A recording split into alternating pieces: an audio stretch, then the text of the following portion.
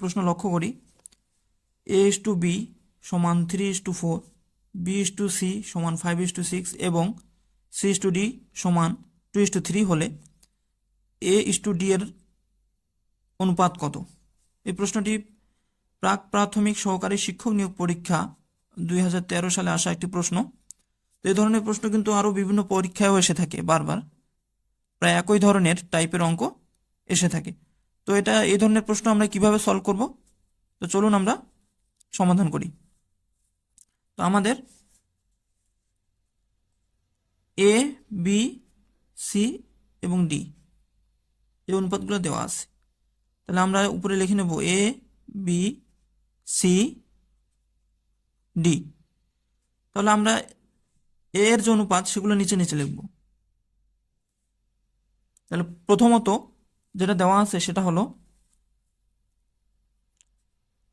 a:b এর মান 3:4, অর্থাৎ আমি অনুপাতগুলো নিচে লিখব।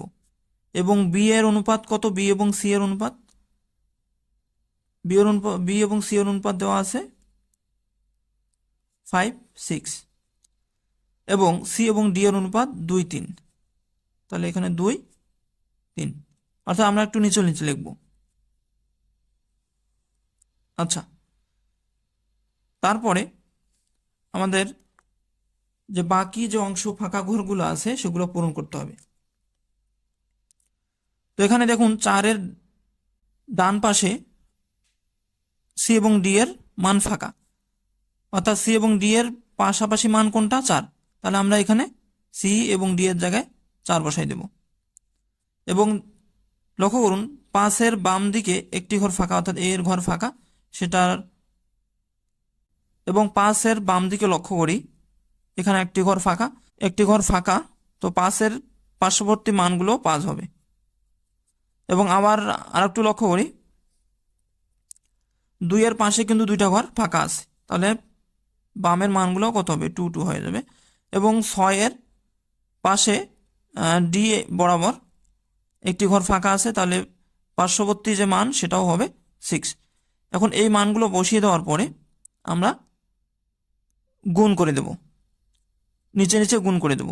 তাহলে 3 এবং 5, 3 5 গুণ করলে 15, 15 দ্বিগুণ 30, তাহলে এখানে হবে 30 অনুপাত। এই নিচ নিচ গুণ করলে কত হবে? 4 5 20 দ্বিগুণ 40 অনুপাত 4 6 24, 24 দ্বিগুণে 48। এখানে লক্ষ্য করি 424, 3 24 72। তাহলে এ, বি, সি এবং ডি অনুপাত 30, 40, 48 এবং 72। তাহলে আমাদের এখানে কি শেষ?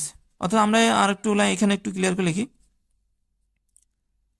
a:b c:d সমান এই ভ্যালুগুলো বসাই দেব। 30 অনুপাত 40 অনুপাত 48 অনুপাত 72। তাহলে আমাদের কিসের অনুপাত চেয়েছে? এ এবং ডি এর অনুপাত, অর্থাৎ এখান থেকে এ এবং ডি এর অনুপাতটা আমরা নেব। এ অনুপাত ডি সমান কত? এর মান এখানে 30 এবং ডি এর জায়গায় পাচ্ছি 72, তাহলে 30:72। তো এটাকে একটু ভাগ করে যদি আমরা 6 দ্বারা ভাগ করে দিই তাহলে একটু অনুপাতটাকে ছোট বানানো যায়। তাহলে 6 দ্বারা ভাগ করলে এখানে 5 অনুপাত এবং 72কে 6 দ্বারা ভাগ করলে 12, তাহলে আমাদের অ্যান্সার হবে গ। আচ্ছা, আমরা যদি বলতাম বা প্রশ্ন যদি এরকম বলা থাকতো যে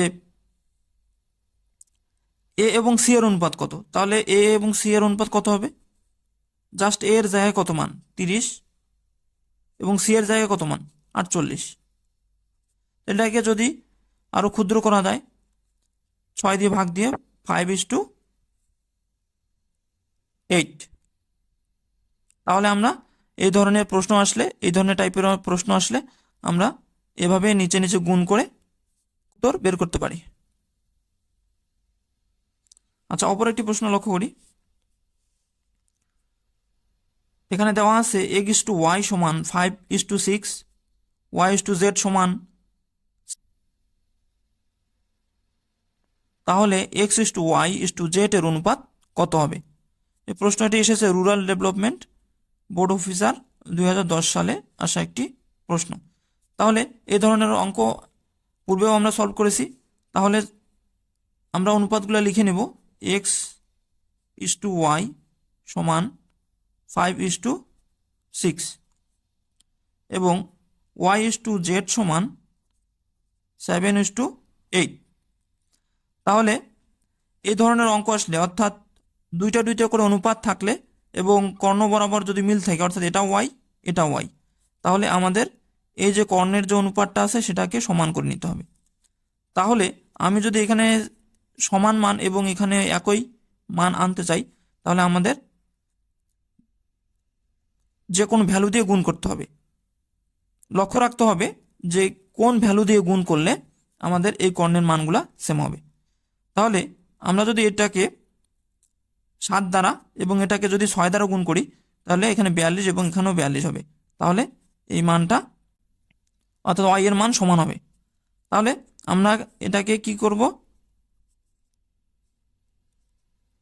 অর্থাৎ এটাকে গুণ করলে কিন্তু এটাকেও গুণ করে দিতে হবে। তাহলে এটাকে আমরা 7 দ্বারা গুণ করতেছি এবং 6কেও 7 দ্বারা গুণ করতেই হচ্ছে। তাহলে এবং নিচের অংশটাও কত দ্বারা গুণ করব? 6/7, অর্থাৎ 6 দ্বারা গুণ করব এবং নিচেরটাও 6/8, অর্থাৎ x/y/z, অর্থাৎ অনুপাতগুলো প্রথমটা হচ্ছে x এর ভ্যালু, তাহলে 35 পরেরটা 6/7 = 42, অর্থাৎ এখানে অর্থাৎ সমান হয়ে গেল অনুপাত। এটা হচ্ছে z এর মান, অর্থাৎ 48। তো আমাদের আনসার হচ্ছে 35/42/48, অর্থাৎ আমাদের অ্যান্সার হবে ক। আমরা অন্য একটি প্রশ্নের দিকে লক্ষ্য করি। 60 লিটার শরবতে পানি এবং চিনির অনুপাত 7:3। ওই শরবতে আর কি পরিমাণ পানি মেশালে অনুপাত 3:7 হবে?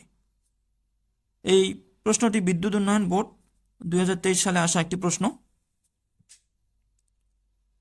তো এই ধরনের অঙ্কগুলা খুব সহজেই শর্টকাট টেকনিকের মাধ্যমে দেখেই আমরা জাস্ট 5 সেকেন্ডে অ্যান্সার বের করতে পারবো। শরবতে পানি এবং চিনির যে মিশ্রণ আছে সেটাকে আমাদের যে ছোট অনুপাতটা আছে সেটা দ্বারা ভাগ করে দেবো। তাহলে 60কে 3 দ্বারা ভাগ করলে কত? 20। এবং এই 20কে আমরা যদি এই অনুপাতের পার্থক্য দিয়ে গুণ করি, তাহলে যে মানটা বের হবে সেটাই আমাদের উত্তর হবে। তাহলে এখানে 20 গুণ 7 থেকে 3 বাদ দিলে 4 সমান, তাহলে 20 আর 4 গুণ করলে 80 কেজি। তাহলে জাস্ট আমরা কিন্তু 5 সেকেন্ডের মধ্যে এই প্রশ্নের অ্যান্সারটা বের করতে পারবো। আচ্ছা, আমরা আরো একটি প্রশ্নের দিকে লক্ষ্য করি। কোনো ত্রিভুজের 3টি বাহুকে বর্ধিত করলে উৎপন্ন বহিস্থ কোণ 3টির সমষ্টি কত? 11তম বেসরকারি প্রভাষক নিবন্ধন পরীক্ষা 2014 সালে আসা একটি প্রশ্ন। তো প্রথমতে আমাদের বহিস্থ কোণ সম্পর্কে ধারণা থাকতে হবে। তো আমরা একটা ত্রিভুজ অঙ্কন করে নেই। ধরে নিলাম যে এ, বি এবং সি একটি সমবাহু ত্রিভুজ ধরে নিলাম। তো বাহুকে, তাহলে এর বাহুদ্বয়কে বর্ধিত করি।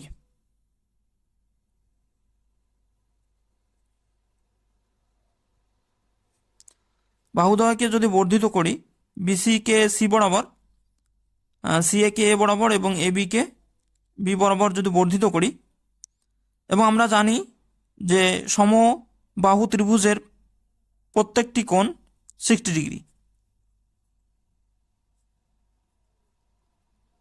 অর্থাৎ যদি সমবাহু ত্রিভুজ হয়, অর্থাৎ এ সমান বি সমান, অর্থাৎ এ বি সমান বিসি সমান সিও হয়, তাহলে এদের প্রত্যেকটি কোণ অর্থাৎ এ, বি এবং সি কোণ 60 ডিগ্রি করে হবে। আর আমরা জানি ত্রিভুজের 3 কোণের সমষ্টি 180 ডিগ্রি। তাহলে আমরা যদি এটাকে সরলরেখা নির্দেশ করি, তাহলে আমরা জানি একটি সরলরেখা এক সরল কোণ উৎপন্ন করে। তো আমরা যদি অর্থাৎ 180 থেকে যদি আমরা 60 বাদ দেই, তাহলে আমাদের কোণের মান 120 ডিগ্রি। তাহলে এই অংশটুকু অর্থাৎ এ থেকে এই অংশটুকু 120 ডিগ্রি। অনুরূপভাবে এটুকু 120 ডিগ্রি এবং অনুরূপভাবেও এটুকু 120 ডিগ্রি। তাহলে বহিস্থ কোণ দুটির যোগফল, বহিস্থ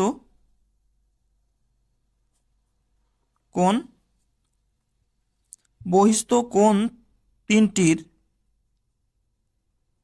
যোগফল 120 যোগ 120 যোগ 120।